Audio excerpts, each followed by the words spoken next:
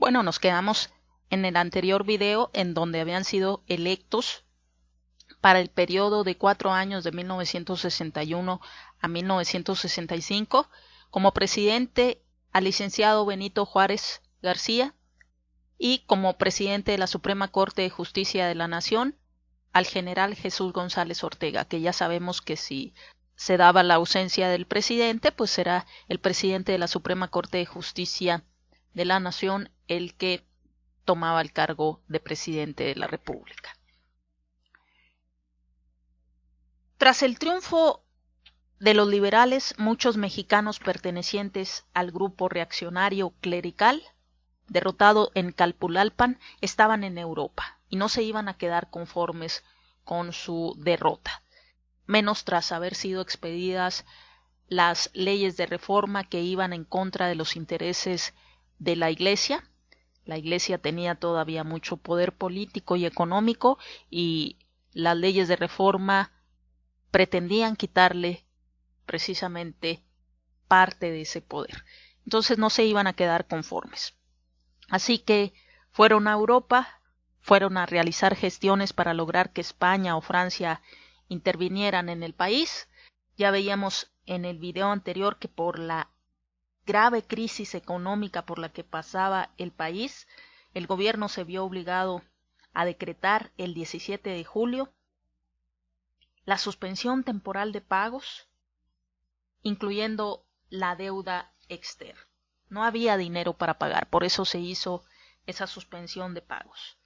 Y lógicamente que al ser exhortados los europeos por miembros del Partido Conservador, ellos hacían gestiones para lograr que España o Francia intervinieran en el país y despertaron ambiciones sobre todo en el emperador Napoleón III, quien con Inglaterra y España firmó un tratado negociado en la ciudad de Londres el día 31 de octubre de 1861 para hacer reclamaciones a México. Todos estos eran acreedores de México, se les debía dinero y ante la suspensión de pagos, pues formaron un bloque. La armada tripartita, compuesta de Francia, Inglaterra y España, llegó a nuestro país entre el 8 de diciembre de 1861 y el 8 de enero de 1862 y van a desembarcar en Veracruz, donde no van a encontrar oposición. El gobierno mexicano quería evitar un conflicto bélico.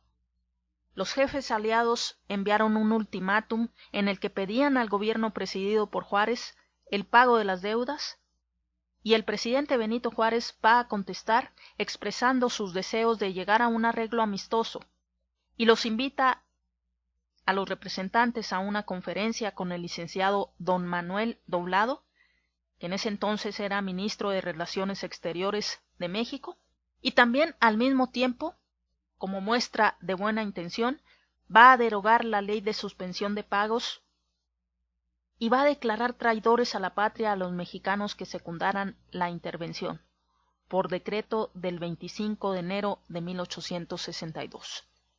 Los aliados aceptan la propuesta de Juárez y se reúnen con el licenciado Doblado en la población de La Soledad. Se obtuvo que reconocieran como único al gobierno presidido por el señor Juárez y que respetasen la integridad e independencia nacionales. Además, se permitiría que las tropas aliadas ocuparan las poblaciones de Córdoba, Orizaba y Tehuacán, para escapar al clima nocivo del puerto de Veracruz, aunque en caso de declararse rotas las relaciones, volverían a dicho puerto. Ahí está, pues, el Tratado de la Soledad. Sin embargo, sorpresivamente, va a arribar a Veracruz el 2 de marzo de 1862 el general Carlos Fernando del Atril, conde de Lorenzés, al mando de una brigada de tropas francesas con la que venían los jefes conservadores mexicanos, que solo llegaban a perturbar la paz, por lo que Juárez pidió que se les reembarcase, a lo que se negó el señor Saligny, ministro francés en México. Entonces los franceses ya traían su plan previo. Cuando los ingleses y españoles se dan cuenta de que Napoleón III tenía miras más ambiciosas, Inglaterra y España nada más reclamaban que se les pagara lo que se debía. Entonces, por ello, estos dos gobiernos declaran rota la alianza tripartita, arreglan los asuntos con el gobierno mexicano y deciden reembarcar a sus hombres. Sin respetar lo convenido en la soledad, los franceses van a avanzar hacia Puebla, en donde van a ser vencidos en la mítica batalla de Puebla del 5 de mayo de 1862 por las fuerzas mexicanas al mando del general don Ignacio Zaragoza. Ante la derrota, Napoleón III aumenta el número de sus tropas en México hasta 31,000 hombres, que va a poner al mando del general Elías Forey. El general Ignacio Zaragoza ya había muerto, por lo que el gobierno mexicano decide darle el mando al general don Jesús González Ortega, que ya sabemos que también era el presidente de la Suprema Corte de Justicia de la Nación, pues toma el mando de las tropas mexicanas y se hace fuerte en Puebla con 20,000 soldados. Los franceses van a sitiar la plaza, defendida con increíble heroísmo. Un intento para introducir víveres a los sitiados del ejército llamado del Centro, al mando del general don Ignacio Comonfort, fracasó al ser derrotado por los galos, por los franceses, el 8 de mayo de 1863 en la hacienda de San Lorenzo.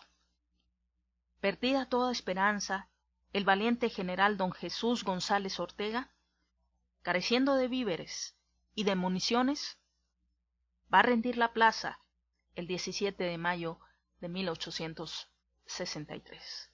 Como el gobierno carecía de elementos para resistir en México, el presidente Juárez decide trasladar las instituciones republicanas a San Luis Potosí el 31 de mayo de 1863. Ahora sí, entonces, ya dueños de la capital los franceses, su jefe, el mariscal Forey, va a publicar un manifiesto en el que atacaba al gobierno de Juárez, prometiendo, sin embargo, mantener las leyes de reforma, lo cual decepciona, disgusta mucho a los conservadores. Era uno de sus principales fines. No querían ellos conservar las leyes de reforma, por eso querían un príncipe extranjero que quitara todo eso. Y, por su parte, el mariscal Forey decidía mantenerlas. Forey va a nombrar una junta superior de gobierno compuesta por 35 personas, quienes eligieron a los encargados del poder ejecutivo.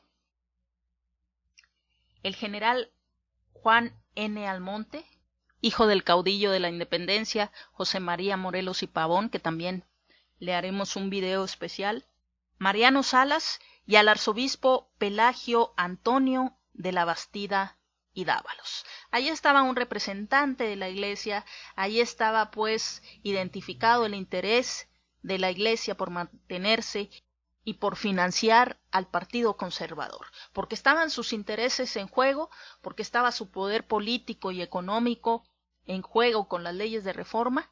Por eso fueron a Europa, solicitaron ayuda de los europeos, incluso preferían un gobernante extranjero que viniera y nos gobernara, con tal de ellos no perder su poder político y económico, lo cual también incluía, por lo tanto, destruir las leyes de reforma.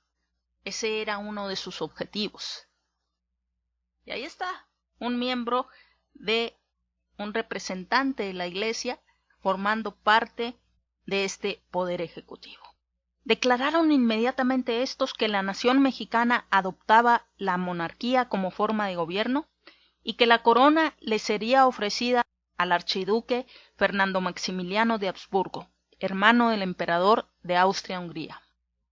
El ejército francés y sus colaboradores mexicanos fueron ocupando las ciudades importantes del interior del país, por lo que Juárez y su gobierno tuvieron que retirarse a Chihuahua y después a Paso del Norte. a donde llegaron el 15 de agosto de 1865. El 1 de diciembre de 1865 terminaba el periodo del presidente don Benito Juárez, quien de una manera inesperada y con fecha 8 de noviembre va a emitir un decreto por el cual declaraba prorrogadas sus funciones y las del presidente de la Suprema Corte. Este decreto provoca la protesta del grupo liberal y del general González Ortega. Aquí ya se va a fragmentar bien el Partido Liberal, quienes declararon que era un verdadero golpe de Estado.